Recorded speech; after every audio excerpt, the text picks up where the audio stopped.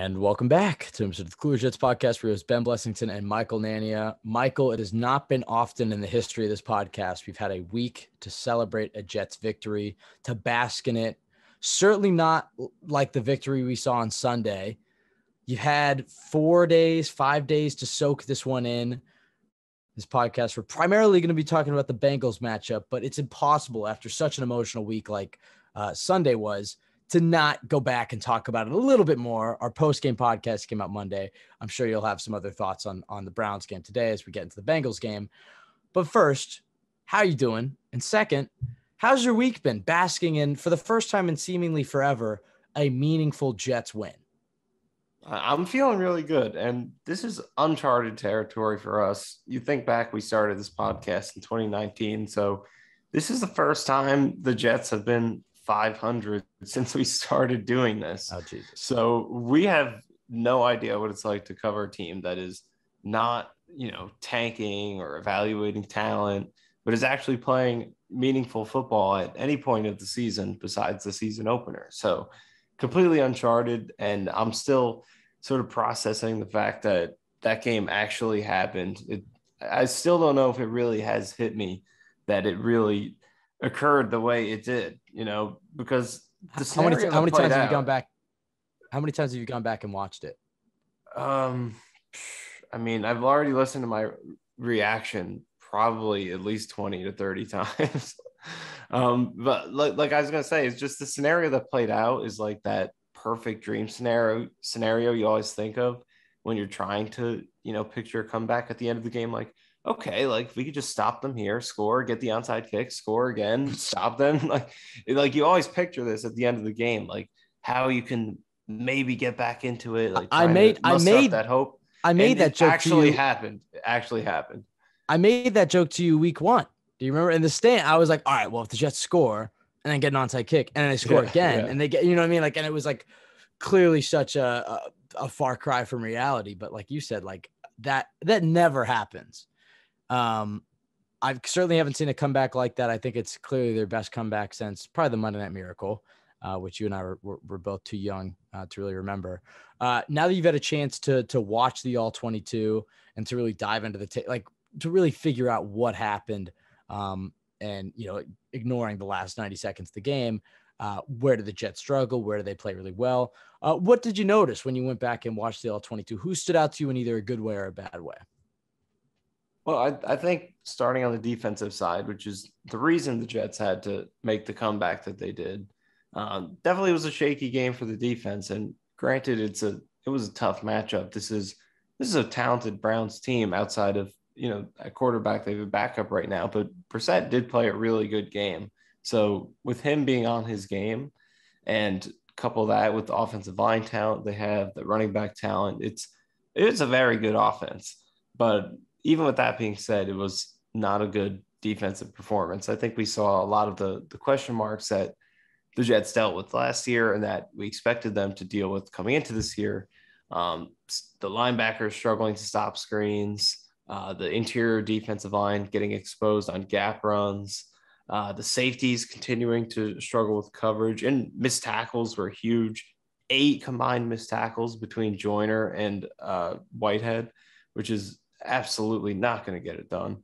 But the biggest thing is because a lot of those issues are, you kind of expect the Jets will occasionally have to deal with that this year, especially against teams like the Browns that schematically and talent-wise can expose those things. But the pass rush is supposed to be the saving grace of this defense. And in this game, it wasn't there. And again, great Browns offensive line, but the Jets are paying the second most cap dollars to their defensive line this season of any team in the league. So this unit is expected to be able to go toe-to-toe with any offensive line in the league.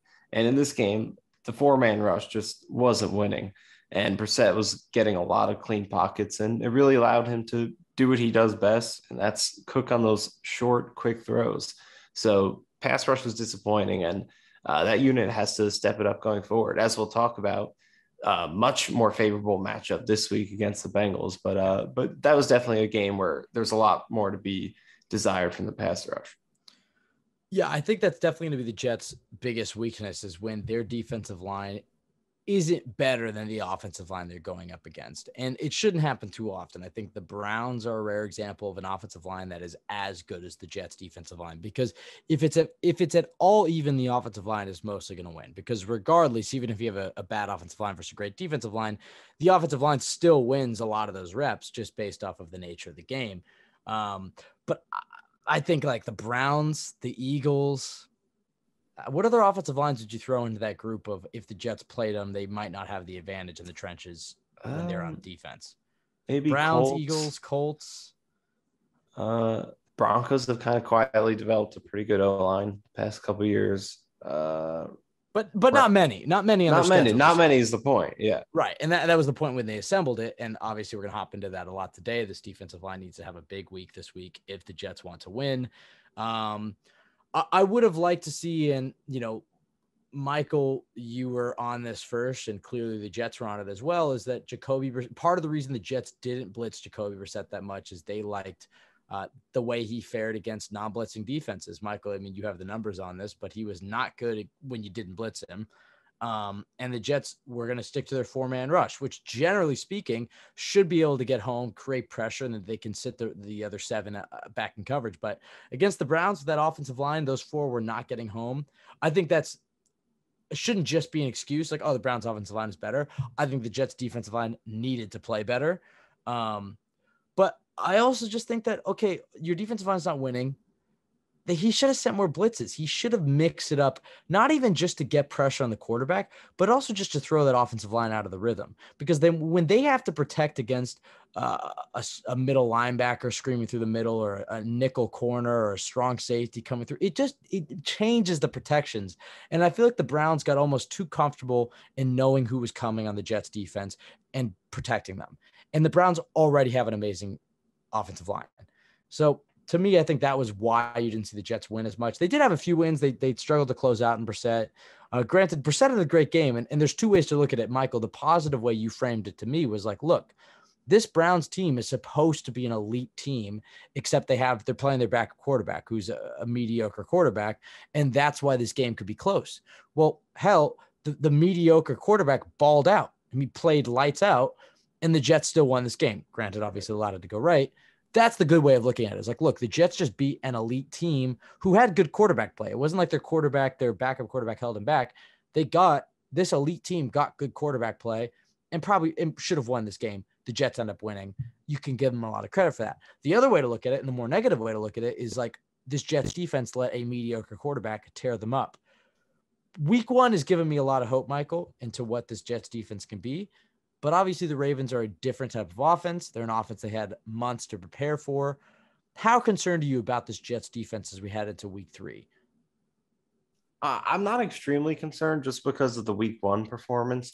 I mean, you look at both games combined, and we knew going into the year that these 2 games to open the season were 2 of the toughest matchups that this Jets defense could have out of any team in the league. When you look at, 2 elite rushing teams, 2 strong offensive lines. Granted, the Ravens had some injuries on the O-line, but schematically and just in terms of what these teams do well, we knew these were 2 very tough matchups to start the season. So I think going into the year, if I told you that the Jets could have one really solid game and then one not so good game between these 2 games, I think a lot of people would sign up for that, because I think there would be a very good chance that they would, struggle mightily in both of these games. So the Ravens game, I think it inspired a lot of confidence because that was a very rough matchup, and they came through and made good adjustments and played well in that game. And then this game, obviously not so good, but these were tough matchups. There are going to be games throughout the season that are not nearly as difficult matchups, either talent or play style / scheme wise. So I think the fact that the Jets had that Ravens game inspires confidence. Browns game showed some of the issues that they'll deal with, but the hope is that those type of issues that they dealt with in this game, such as the screen passes, the run defense, only show up against, as you mentioned, teams that can match the Jets' talent in the trenches. And there aren't going to be a ton of teams that can do that on the Jets' schedule. So over the next few weeks, I think we'll get a good glimpse of how this defense is going to play this year, because I think you look at the Steelers and the Bengals and their O-line struggles of both of these teams, particularly running the ball. If the Jets struggle against those teams, then yeah, they might have consistent issues this year. Right. But if they could, take advantage of those matchups and win up front like they're supposed to against lesser offensive lines, then they should be in pretty good shape and be in a position to succeed against some of the lesser offenses on their schedule, particularly offensive lines. Yeah, they need a big week this weekend, and there's no reason they can't beat the Bengals and Steelers. And when the schedule first came out, obviously everybody's like, "Oh, the Jets have a horrendously difficult schedule," and I agree with that. But when you look at the AFC North, there's no reason I'm not saying they will, but when you look at the Bengals and how putrid their offensive line is, how they run their offense with their receivers, which is where the Jets have Sauce and DJ Reed, who are among the top playing players on their team right now, performing players on their team right now. Then you look at the Steelers, who knows, maybe they're starting rookie quarterback. They're certainly a team that not as talented as they used to be. A tough team. Playing going to Heinz is never easy, but to me, there's no reason they can't beat the Bengals and Steelers. I'm not going to act like it's an expectation, but there's no reason they can't start the season off 3-1. I will totally be happy with 2-2. 1-3. Considering the Browns game is the one win, I would be a little, it would depend what the other two look like, but I'd be a little disappointed. But there's no reason they can't win these next two games. It really isn't. And like you said, it's the defensive line that's going to have to live up to its billing. I think they will. I think they've had week one. They had a interesting match. I mean, first of all, they did a nice job of week one. But week one, they had an interesting matchup because they didn't want to overcommit on a guy like Lamar. That you saw a perfect example with Carl Lawson. I forget exactly which play it was, but he had a straight shot to Lamar Jackson behind the line of scrimmage. There was no tackle in between him and Lamar Jackson, but he just stopped. And he looked at Lamar Jackson and waited because he knew that Lamar Jackson was just waiting for him to like a bull, just run at him. And Lamar Jackson would just make a little move to the side and run up the sideline for 15 yards or throw a bomb for a touchdown or whatever Lamar Jackson does. And then this week they had to play a Browns team that obviously has an amazing offensive line and an amazing run game. They needed to be better. They weren't better. I am disappointed in how the defense played, but I will say the defense did come up big when it mattered. I felt that they, I guess they allowed Nick Chubb to score the touchdown, but I felt that the Ashton Davis interception and the Carl Lawson sack in the fourth quarter did show the fight that this team has. Yes, you would have liked to see them stop that drive where Nick Chubb ended up scoring the touchdown that put the Browns up 13. I agree with that. Yes, they need to stop the Browns earlier in the game. But I think this Bengals game is a real good prove-it game for this defense and specifically the defensive line, because if they aren't getting at least 2 sacks, but I'm talking they need a 4, 5, 6 sack game on Sunday. If they want to win, this defensive line has to control the game. And if this defensive line is winning like it damn well should when you look at the matchups, the Jets will win this game. They really should. I understand the Bengals went to the Super Bowl. I understand the Bengals have a generational quarterback and a generational receiver and a damn good running back, but there's no reason the Jets can't beat them when you look at their offensive line versus the Jets defensive line. This Jets offense against the Bengals defense. I think the Bengals defense played very well last year. You haven't seen that same level this year. They're still a solid unit for sure. You have to watch out for the turnovers. You have to watch out for Trey Hendrickson. But there's no reason the Jets can't win this game. I want to get into the Bengals game in a little bit, but obviously there's just so much to talk about with this Browns game. Lastly, on the defensive struggles, because we have a lot of notes here, we talked about the pass rush, but the safety play, the linebacker coverage, you put in some notes here. Do you want to expand on some of the other stuff you saw in the All-22? Ignoring the lackluster pass rush, what were some of the other issues on defense that you saw pop up that you could be worried about this Sunday? Well, I think the safety play is going to be the biggest Achilles heel of this defense throughout the year. LaMarcus Joyner is just struggling in pretty much every area right now. And Jordan Whitehead, I think, he's brought the enforcer mentality in the box that you expected.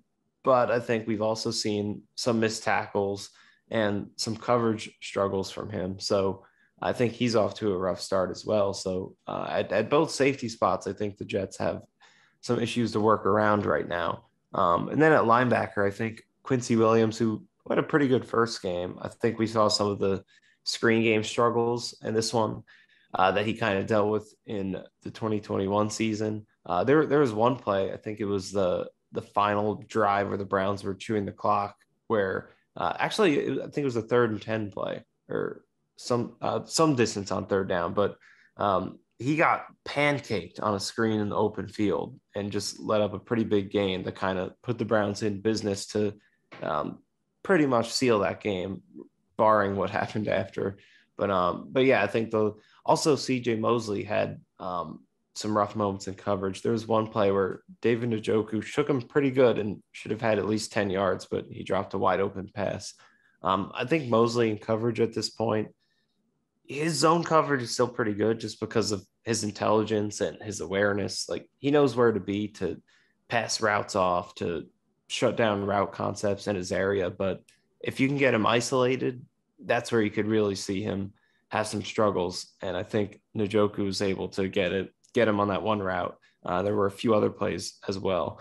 So I think those are some of the issues defensively. But I mean, offensively, there was a lot to like in this game, even prior to the comeback, regardless of the point. The point total they had only 17 points prior to the comeback. It was even up to that juncture of the game, still a really solid offensive performance. So for you, what do you think are some of the things offensively that started to go right in this game? Well, it starts up front. I mean, Right. the Yeah. Jets' offensive line was infinitely better than they were week one. And that was the thing with Flacco, where it's like, I actually don't think Flacco, I think Flacco can perform at that game manager level that Jimmy G saw in 2019. Jimmy G is a little bit more athletic. And that's really where Flacco hurts you, is like when your offensive line isn't winning. And that was the fear with this game, where it's like, okay, Myles Garrett's going to be crashing down onto Joe Flacco, who can't run, who can't move. And even I didn't feel like Flacco was, and we talked about this, I think 2 weeks ago or whatever, when we were watching Brady on the Sunday Night Football game or whatever. We were just like, Brady's not a mobile guy, but he knows how to navigate the pocket. And we didn't see that week one for Flacco. Flacco looked flustered. He was a guy who was hitching at the top of his drop. And he was just taking sacks. He didn't look mobile at all. Whereas Zach, even if he was confused or he was hitching at the top of his drops and he didn't know where to go with the ball, he was able to kind of make a play, start to improvise, and he could play some backyard football. Joe Flacco doesn't bring you that element of your offense. So when you're running such a timing-based system, if Flacco's not in rhythm, this offense is going to fall apart. I think you saw a much better job of Joe Flacco playing in system for two reasons, and they're very cliche and very obvious. Your offensive line held up, and your receivers created separation. And that sounds simple, but we haven't seen that from the Jets. How many games can you say, Michael, over the last 5 years where you've seen, okay, this Jets offensive line held up in pass protection, and the receivers are creating separation? Not Not many. many. Not many. Not many. Either both of these things were not happening. Like, look at the Seeing Ghost game where the receivers can't create any separation and Sam Darnold has 1 second to throw. And then you have Adam Gase calling the plays. That's just a recipe for disaster. You've also had some games where the offensive line wasn't holding up, but you're like, oh, if it just held up for another second, Elijah Moore is open, right, wide open for a 55-yard touchdown or whatever it is. This was one of the rare games I've watched the Jets have in the last 5 years where it's like, oh, the offensive line held up and the receivers created separation. Very simple, but it has been the task of the Jets GM to make that happen, and it hasn't happened. And this was really one of the first games I've seen. You don't want to get too hyperbolic, because I'm sure if we went back and watched the Titans game, I'm sure that's an example. But the element that Garrett Wilson added to this offense is one that I haven't really seen probably since Marshall in 2015. And granted, they're very different types of receivers and they win in different ways. But having a guy like Garrett Wilson, who the Browns just couldn't cover, and I forget exactly which teammate said this. Was it DJ Reed? I forget exactly who it was, who just said guys don't want to cover him. And that's a great way to describe Garrett Wilson. You don't want to be the Browns corner who has to guard Garrett Wilson one-on-one on the goal line. You don't want to be in that highlight reel. Garrett Wilson is as talented as any Jets receiver I've seen. He's played really one game, basically 2 games, but really one game as a starting receiver. And I have not seen many Jets receivers have that level of talent. Now, who knows how his career will turn out with injuries and whether, he can keep up a consistent level of production. But the Garrett Wilson that we saw on Sunday, Michael, was Odell Beckham Jr., It was CeeDee Lamb. It was Stephon Diggs. It was Justin Jefferson. It was Calvin Ridley. It was whoever you want to compare him to. It was a receiver number one. And we haven't really even had the big breakout from Elijah Moore yet, which we know he's capable. It's not like that breakout is like hinged on what we think he could be capable of. It's like we've seen it in the preseason. We've seen it on the film where quarterbacks just haven't hit him. So the Jets might have two of these guys. They damn sure, I shouldn't even say damn sure, knock on wood, whatever.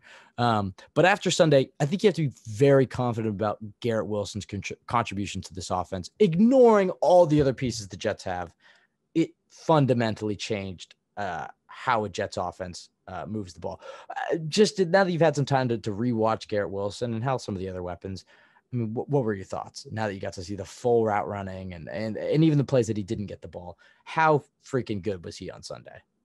Yeah, I mean, I agree. I think this is the first time, and which isn't to slight Elijah Moore at all, but I think it's the first time since peak Brandon Marshall in 2015 that it felt like the Jets had a full game with like a number one receiver where this is our guy. When we need to play, he's going to come through.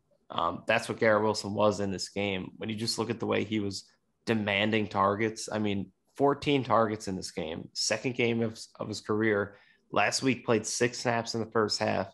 Now he's getting 5 more targets than Corey Davis and Elijah Moore combined.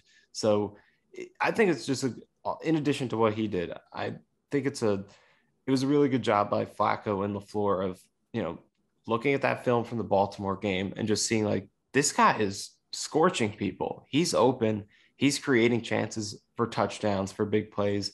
We got to get this guy on the field and we got to get him the ball. I think it's great on their part that it only took 1 week for them to make that adjustment and put him at the forefront of this offense. Because, I mean, not that the Jets have had a talent like him, but there have been so many times with this team where, there are, talented players or players who you're optimistic about who, for one reason or another, just can't get that opportunity or that the targets or the snaps that they deserve. But Garrett Wilson only took 1 game for the Jets to really realize their mistakes and let him go play and let his talent shine. But for him individually, it's just the route running and how frequently he can get open in all sorts of situations, whether it's a fade at the goal line, whether it's timing a cut over the middle behind the linebacker with Tyler Conklin on a combo route, which he had 2 catches on of that variety on the game-winning drive, both the touchdown and the catch he made prior to that. Whether it's, a slant over the middle or if it's a deep curl, he's just doing everything. And even in addition to what he had, there were still 2 touchdown passes that Flacco missed him on, which were back-to-back. So not as if you'd have 2 more touchdowns, but could have had another one.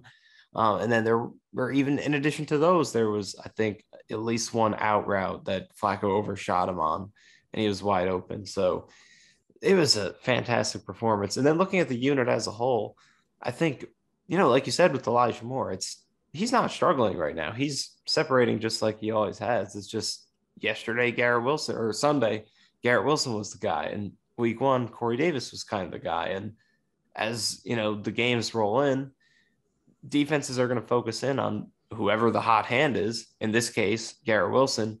So the Bengals are going to focus on him. Now is Elijah Moore's chance to go break out. So he's going to get his, and I really think we're going to see this Jets offense just kind of show you the number of different weapons that they have. And even though Garrett Wilson did show that number 1 receiver talent, I think we're going to see him and Elijah Moore and even Corey Davis sometimes kind of take their turns in the spotlight, producing on a week-to-week basis. And I think the Browns in this game showed you how good the Jets receiver talent is perceived as with the way they played this game.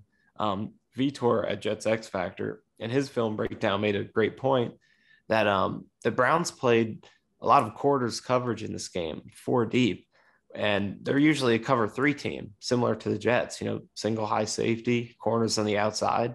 But the fact that they switched that up and were playing a lot more 4 deep just shows you that they didn't want to leave the Jets receivers one-on-one on the outside.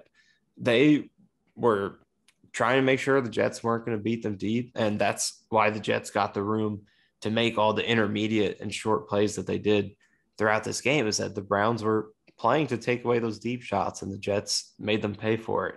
So the receivers, I think, are the highest upside unit on this team on either side of the ball right now. Maybe cornerback has a conversation there, but the receivers are the heart and soul of the team right now. Well, that's the big difference between this Jets team and the Jets teams of the last few years. And it's really, they had to build up the offensive line so you could have weapons like this shine.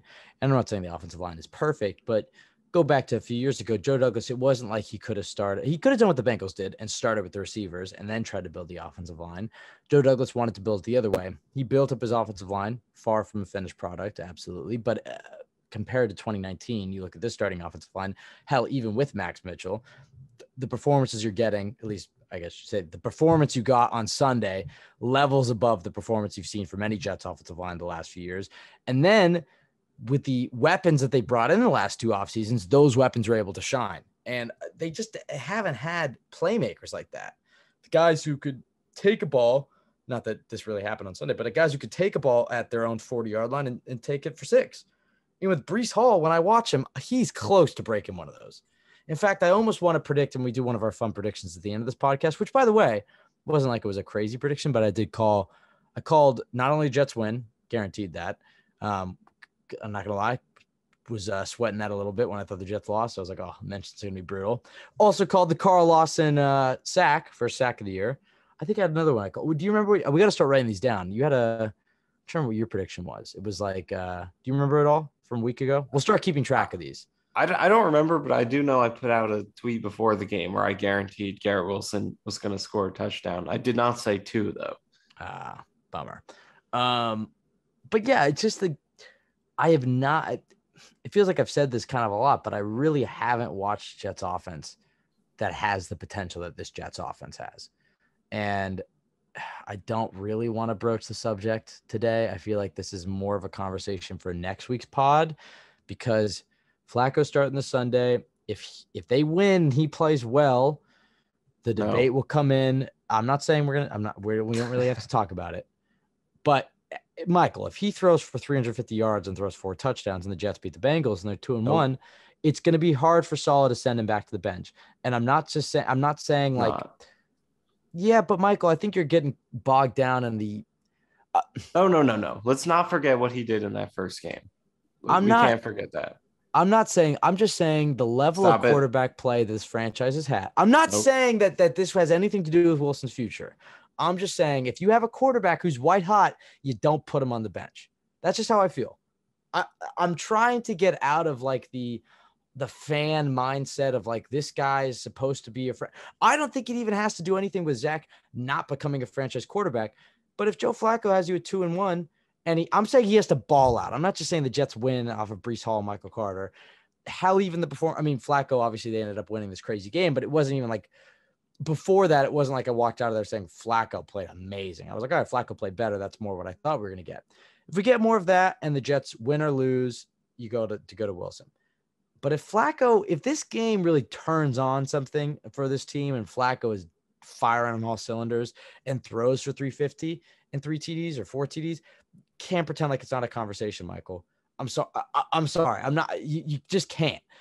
With this locker room and with this young team, they need to win football games. They need to learn how to win football games. And then you can say at week 7 or week 8, if Flacco starts to cool off or he